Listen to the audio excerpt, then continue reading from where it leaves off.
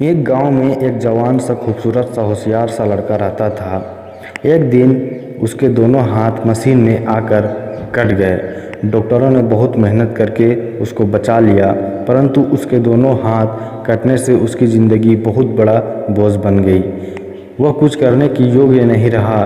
भाइयों के सहारे कब तक रोटियां खाता। इस संसार में कौन किसको खिला सकता है। हर इंसान अपनी दुनिया में मस्त है। वह बेचारा तो अपंग था, उसका मनोबल टूट चुका था।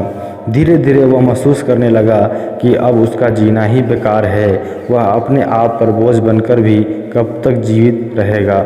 उसका जीवन पर उस पर बहुत बोझ है। इस बोझ को उठाना इतना सरल नहीं रहा। अब इस जीवन का लाभ ही क्या है, यह सोचकर वह आत्महत्या करने चल पड़ा।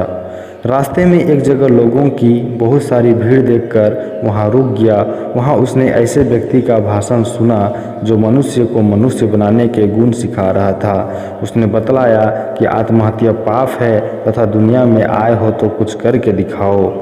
उसका इस प्रकार उत्साह भरा भाषण सुनकर उसकी आत्मा में चेतना जागृत हो गई तथा नए मनोबल के साथ उसने परिश्रम करने की ठानी। उसने भाषण देने वाले व्यक्ति के घर जाकर उसकी प्रेरणा भरी पुस्तकें लेकर कमीशन पर बेचना आरंभ कर दिया। थोड़े दिनों में उसकी आर्थिक स्थिति ठीक हो गई तथा पुस्तकें बेचते बेचते प्रेरणा भरी पुस्तकों का प्रकाशन बन गया। उसका यह धंधा जोरों से चल गया, यहाँ तक कि उसने मकान, प्रेस आदि सब खरीद ली। उसका सपना साकार हुआ। यह सब उसका मनोबल ही तो था, और क्या था।